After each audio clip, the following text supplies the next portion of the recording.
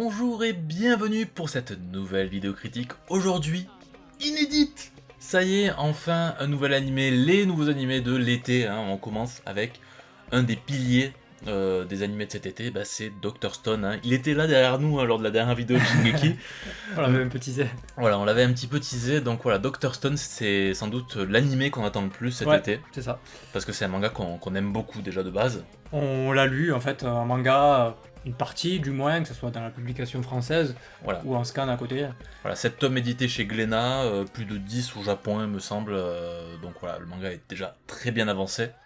Et donc l'anime qui commence déjà avec une série annoncée pour 24 épisodes. Alors Dr Stone à la base, avant d'être un anime, c'était bien sûr un manga édité par la Shueisha dans le magazine Weekly Shonen Jump, donc le magazine le plus connu évidemment, hein, vous connaissez tous pour les One Piece, Naruto, Bleach, etc. Kimetsu no Yaiba également, qu'on traite également, ou bon, il y a plein d'autres mangas. C'est des valeurs sûres et c'est surtout les shonen de base qu'on aime bien, donc voilà. Généralement on peut avoir de bonnes attentes. Hein. C'est ça.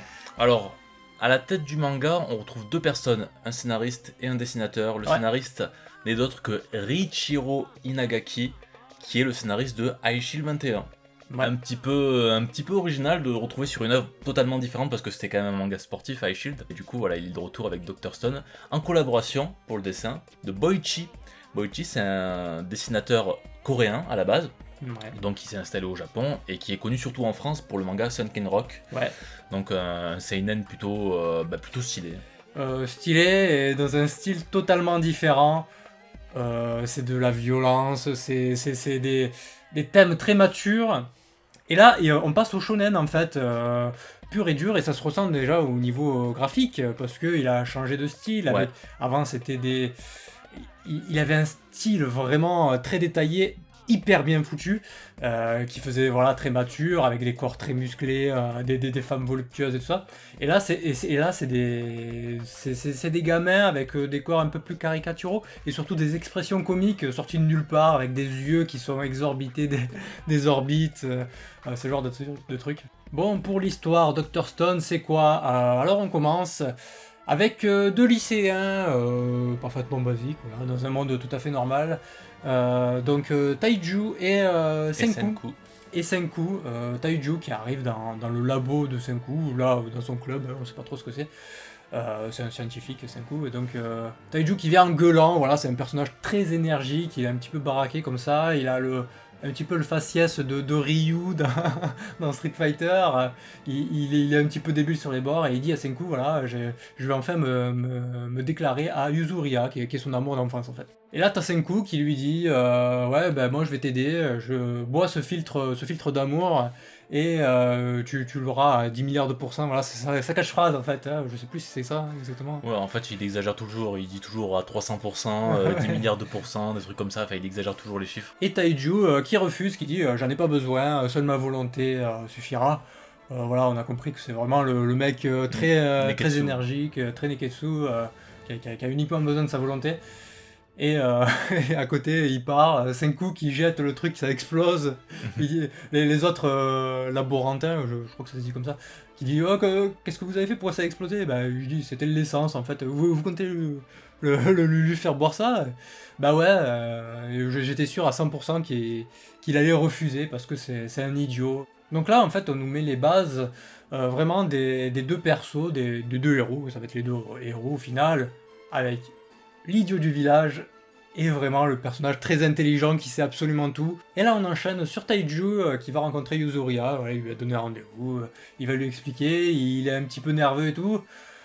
Et il va pour se déclarer jusque là, et on voit un énorme flash au loin.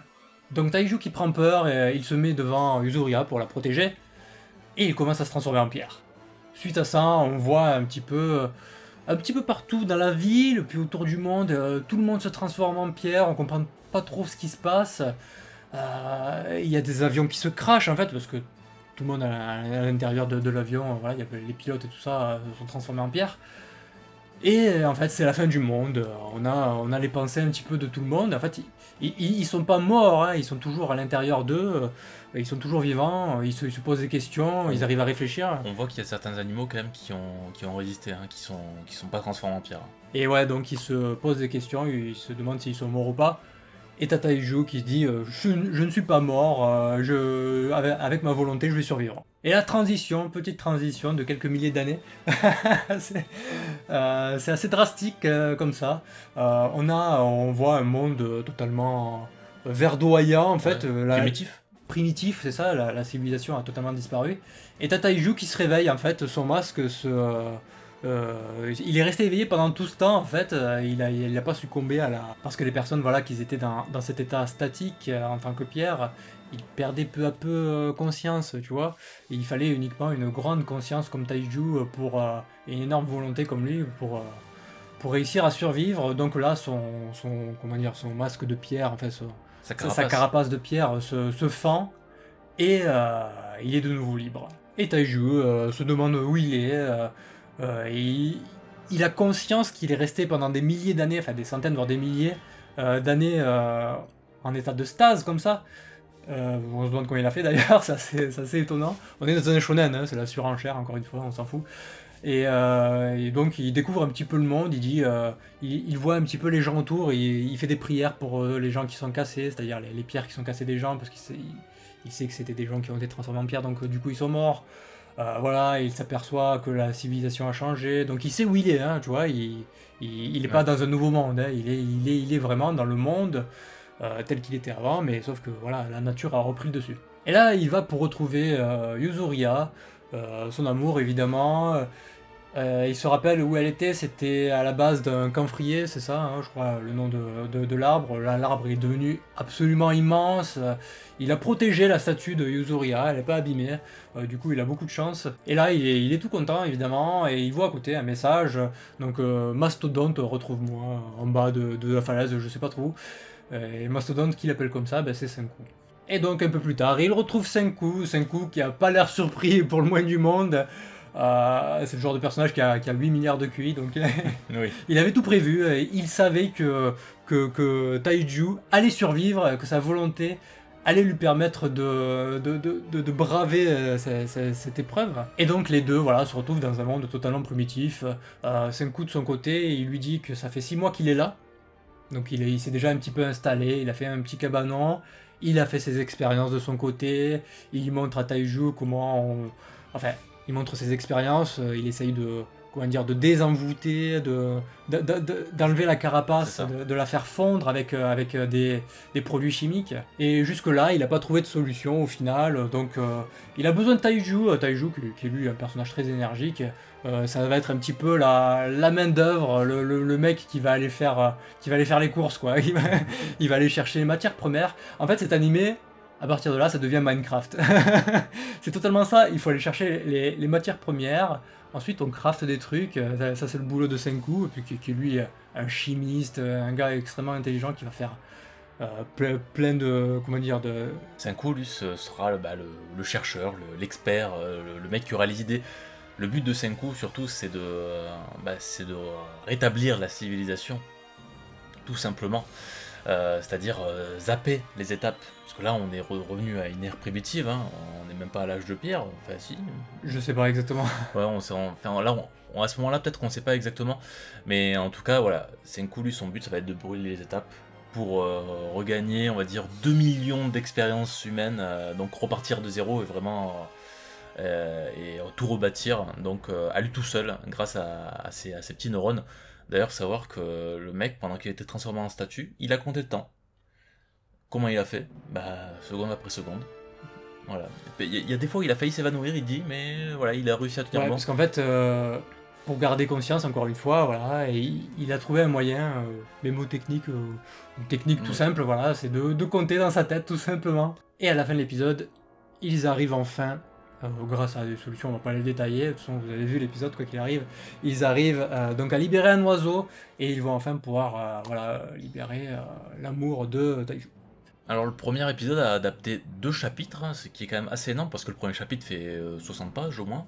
Le deuxième chapitre doit faire peut-être une trentaine. Donc ouais, c'est quand même très très dense en termes d'informations. Le deuxième épisode du coup, qu'on a vu, on n'a pas encore vu le troisième, parce qu'au moment où la vidéo sortira, normalement le troisième devrait sortir le même jour. Donc le troisième épisode, oui, il fait aussi 2 chapitres, donc là bon... Non, le deuxième. J'ai dit quoi? Le troisième. Ah d'accord, oui, le deuxième épisode fait aussi 2 chapitres. Du coup, voilà, on arrive jusqu'à la fin du chapitre 4 avec ces 2 épisodes. Ça va assez vite. Je pense que ce sera bien rythmé. Il y a de quoi adapter peut-être 8 tomes en tout. Bref, le deuxième épisode, ils vont bien sûr se mettre en route pour dépétrifier Yuzuria. Mais ils vont se faire attaquer. Et qui est le roi de la chaîne alimentaire dans la jungle? Eh ben, c'est le lion. Le lion qui est le vrai roi du coup de cette nature, de ce monde. Vu que l'homme a disparu, du coup... Non, en fait, ils se disent, au Japon, il n'y a pas de lion, comment ça se fait? Oui, dans les zoos. Et là ils en concluent, ouais, dans les zoos, ils se sont échappés quand voilà, l'humanité a été pétrifiée. Bon, évidemment, ils ne font pas le poids face à ce lion, donc ils s'enfuient. Ils s'enfuient logiquement. Et ils vont tomber sur une statue, sur un humain, le lycéen le plus fort du monde, Tsukasa Shishio, d'ailleurs son nom qui représente le lion. Ouais, voilà. Shishio, c'est le roi des lions, en fait. Et du coup, ils vont le libérer. Et il demande la situation. À peine il est libéré, il demande quelle est la situation. Un lion nous attaque, il faut nous aider. Et il tabasse le lion. Il le tue. Et du coup, à la fin, il décide de le dépecer pour ne pas gâcher du moins la nourriture, pour un guide de respect envers cette bête. Alors moi j'aime beaucoup ce passage parce que voilà, Tsukasa Shishio, c'est un personnage super cool. Et surtout la façon dont il apparaît, voilà, il est dépétrifié. Il est là, quelle est la situation? Voilà, tu sais, le mec est tout cool, Ouais. et il est extrêmement cool. Et puis il pète la gueule à un lion à main nue, sans aucune forme de respect, quoi. Du coup, Taiju s'enflamme, il est content d'avoir un nouveau camarade aussi fort. Donc voilà, c'est un petit peu le début de la brigade scientifique. Voilà, ils ont la tête pensante Senku, ils ont Taiju l'énergie et le mec super fort, donc le garde du corps, on va dire en quelque sorte. Le mec qui va s'occuper de chasser, tout voilà, ça. Tsukasa. D'ailleurs, il leur demandait qu'est-ce que vous mangez, etc. Voilà, ils mangent des produits assez simples, des champignons, etc. On voyait ça dans le premier épisode quand Taiju il récoltait n'importe quoi en fait, et donc il jetait la moitié à la poubelle. Et Tsukasa il leur dit maintenant ça va changer, donc il va chasser le cochon, le sanglier. Et puis là on voit le trio sur une plage, donc Tsukasa en train de pêcher. Il voit une statue de pierre qui lui rappelle des souvenirs au final, apparemment il connaît cet homme. On voit les souvenirs donc d'un enfant qui ramasse des coquillages pour sa sœur qui est malade, voilà, il veut lui faire un collier de perles. Et il y a un pêcheur qui vient l'arrêter, qui lui dit tu ramasses pas les coquillages, occupe-toi de ton cul, et il le tabasse. Et donc en fait cette statue, c'est la statue de ce pêcheur, et cet enfant c'est certainement, j'allais dire Makoto Shishio, ça n'a rien à voir. C'est Tsukasa Shishio, qui casse la statue. Sniff, pour le coup, Senku qui lui dit tu te rends compte de ce que tu viens de faire? Il dit ouais, oui, je l'ai tué pour le coup. Quand tu casses une statue avec un humain dedans, là, forcément, il est mort, tu peux plus le reconstituer. On avait remarqué un petit peu plus tôt dans l'épisode que Senku avait quelques regards douteux à l'intention de Tsukasa. Et du coup, il n'avait pas tort, évidemment. De toute façon, Senku, il aura jamais tort. C'est simple, c'est la règle absolue. Alors, il faut savoir quand même, c'est Riichiro Inagaki qui fait le scénario du manga. Senku, imaginez comme dans Rishi 21, c'est Hiruma. Voilà, c'est Hiruma, même il a les mêmes cheveux et tout, c'est... Voilà, ouais, c'est dans le style de Boichi, mais oui, ça ressemble beaucoup. Mais c'est vrai que c'est vraiment le personnage qui sait tout du début à la fin. Et du coup, Tsukasa, qui dévoile ses ambitions, il propose à Senku, on devrait libérer que les jeunes au cœur pur, qui n'ont pas commis de méfaits, etc., et tuer tous les vieux. Donc en gros, voilà, il veut juste... Il veut faire son monde à lui, quoi, sa sélection naturelle, quoi. Voilà. Et c'est ici que finit ce deuxième épisode. Donc, adaptation plutôt bien maîtrisée. On va parler maintenant un petit peu du staff. Donc, le studio d'animation, le plus important, c'est TMS Entertainment. TMS qu'on connaît surtout pour Dick Grayman par exemple, Ouais. mais également Sensei à Los Canvas, qui était de très très bonne qualité, Ouais. récemment Megalobox. Le directeur s'appelle Shinya Ino, alors c'est un newbie, hein, c'est la première fois qu'il a la réalisation d'une série complète, il a déjà réalisé plusieurs épisodes pour d'autres séries, notamment un épisode de Made in Abyss par exemple, donc qui est quand même un carton de il y a quelques années. Et donc voilà, donc c'est sa première réalisation, donc on verra s'il tient le coup. Bah, déjà, rien que le premier épisode, en fait, il y a des petites séquences que j'ai énormément aimées, qui sont beaucoup aidées par les musiques, on va en parler un petit peu plus tard. Mais par exemple, quand on voit Senku et Taiju avec une petite réalisation, tu sais, des petits montages des expériences qu'ils effectuent, on va, tu sais, des petits découpages à droite, à gauche, de petites séquences, c'est très rigolo, il y a une musique très entraînante. Et pour les musiques justement, parlons-en, ils sont deux pour ce poste-là. Hiroaki Tsutsumi, donc, qui a réalisé les musiques notamment des Enfants de la Baleine, Ouais. un animé de JC Staff qui était diffusé sur Netflix, il me semble bien, Mhm. et aussi l'animé par exemple de Neptunia, voilà, pas pour le jeu vidéo, hein, juste l'animé. Mais également, et le plus important, Tatsuya Kato, qui est également présent sur la bande-son, et lui c'est un de mes compositeurs d'animé préférés, donc un compositeur de Shokugeki no Soma et Medaka Box. Donc il a déjà travaillé sur des œuvres du Shonen Jump. Ouais, c'est un auteur qui est connu pour faire des trucs très variés.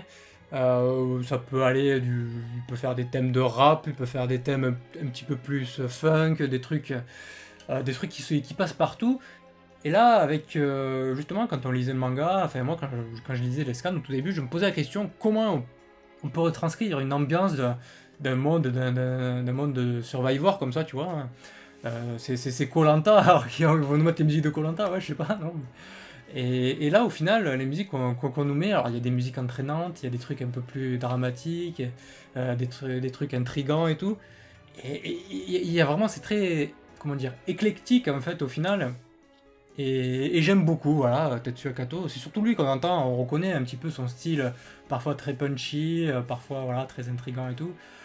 J'adore vraiment les musiques. Moi, c'est le point que j'ai le plus apprécié dans cet animé pour l'instant. Et d'ailleurs, pour continuer par rapport aux musiques, il y a l'opening. L'opening évidemment, Ah, ouais. hein, on n'a pas vraiment parlé, qui est interprété par le groupe Burnout Syndrome. Bon, c'est pas un nom de groupe hyper joyeux, mais ils ont fait des choses cool, notamment des openings de IQ. IQ, ouais. Donc c'est un groupe super sympa, et l'opening par contre spoil un peu et nous montre quand même que ça va au moins minimum aller tome 6-7. Hein. Même je pense que ça ira plus aux alentours du tome 8 parce que on va dire s'arrêter au tome 7 ou au 6, il n'y aurait pas de fin logique en fait. Alors au niveau du staff des seiyuu de très l'anime, important. très important. Alors pour les deux héros, je suis pas hyper convaincu, mais ça va, ça passe quand même. Donc Senku, interprété par Yusuke Kobayashi, qui est la voix de Subaru dans Re:Zero. Il avait également fait le héros dans Bubuki Buranki, si je me souviens bien. Donc ouais, ça va, ça peut lui aller. Je lui aurais mis notre voix personnellement, mais ça Moi, peut... j'aurais mis Daisuke Namikawa. Ouais. Et pour Taiju, il est interprété par Makoto Furukawa, et ça aussi c'est une voix que j'aime pas trop. Ouais, moi. C'est la voix de Saitama dans One Punch Man. Pour moi, Saitama dans One Punch Man, c'était le seul défaut, enfin dans le casting de Seiyu, c'était le seul défaut de l'anime One Punch Man. De la saison 1. Du coup, voilà, c'est une voix. Enfin, c'est le mec, il était newbie déjà quand il avait fait One Punch Man. Aujourd'hui, bon, sa voix est un petit peu plus convaincante. Il a quand même pris du level, mais ouais, non, j'ai un petit peu du mal à sa façon de jouer, tout ça. J'ai du mal à. Même si là, ça passe mieux que Saitama, je trouve. Oui, ça pour le passe coup. largement mieux. Ouais, il prend une voix un petit peu plus rock, un petit peu plus grave. Yuzuriya, qui est interprétée également par une doubleuse assez nouvelle, même si elle commence à se faire un nom maintenant, parce qu'elle commence à faire des rôles très principaux. Donc c'est Kana Ichinose, qui a réalisé le rôle de Tuesday dans Coral and Tuesday, donc animé assez récent, mais également Minfilia dans Final Fantasy XIV Shadowbringers. Donc ça c'est tout récent, dans la dernière extension de Final Fantasy XIV, donc c'est un jeu vidéo. Donc c'est Minfilia, attention, pour ceux qui connaissent Final Fantasy XIV, c'est pas l'ancienne Minfilia, hein, c'est la nouvelle Minfilia du Nouveau Monde, etc. Bref, vous avez compris si vous connaissez le jeu. Hein. Et pour le dernier, et pas des moindres, Tsukasa Shishio est doublé par Yuichi Nakamura. Celui-là, tout le monde le connaît, c'est Grateful Booster. Voilà, il a fait des tonnes de rôles. Et c'est un doubleur qui est connu pour être cool, vraiment, donc là c'est parfait au final. Ouais, connu pour être cool. Alors, il est aussi assez connu, on va dire, en dehors de la sphère doublage, parce c'est un gamer. Ouais. C'est un C'est gamer. un hardcore gamer et Ouais. il est même connu pour être un whale, c'est-à-dire une baleine, sur les jeux smartphones, sur les gacha games, notamment à Grand Blue Fantasy, où il dépense des sommes astronomiques d'argent pour avoir les persos, pour avoir les armes et tout ça. C'est complètement fou. Et d'ailleurs, pour la petite anecdote, il double Sankred dans Final Fantasy XIV, Ouais. ce qui fait un petit lien avec la doubleuse de C'est vrai. Yuzuria, donc qui est aussi dans C'est FF14. Bon voilà, en résumé, ces 2 premiers épisodes étaient vraiment très bons. Ouais, c'est très fidèle au niveau graphique. Il y a rien à dire de ce côté-là. L'animation est plutôt bonne, même si c'est un animé où il va pas y avoir énormément de Sakuga, parce qu'on a compris le but de cette série, c'est pas forcément les combats, donc Oui. les scènes d'action, il n'y en aura pas tant que ça. Au final, ça va être un animé un petit peu réfléchi, avec un Senku très intelligent, qui prévoit des plans, qui va construire des bâtiments, qui va développer le monde. C'est ça, mais en fait c'est vachement amusant, mais même le concept de base en fait c'est super simple, c'est juste le monde qui a été détruit, le reconstruire, c'est tout. Et pourtant c'est amené d'une façon super intéressante, de manière intelligente même, avec cet apprentissage de la science que va nous faire Senku au fur et à mesure et tout ça. On le voit déjà dans les premiers épisodes, parce que justement il expliquera toujours à un personnage un petit peu plus bête que lui, ce qui va permettre au spectateur de comprendre simplement la plupart de ses projets. Mais voilà, on attend vraiment beaucoup. J'espère que ça vous a plu en tout cas. Nous, on va essayer de continuer donc les critiques sur Les Dr. critiques, Stone. ouais.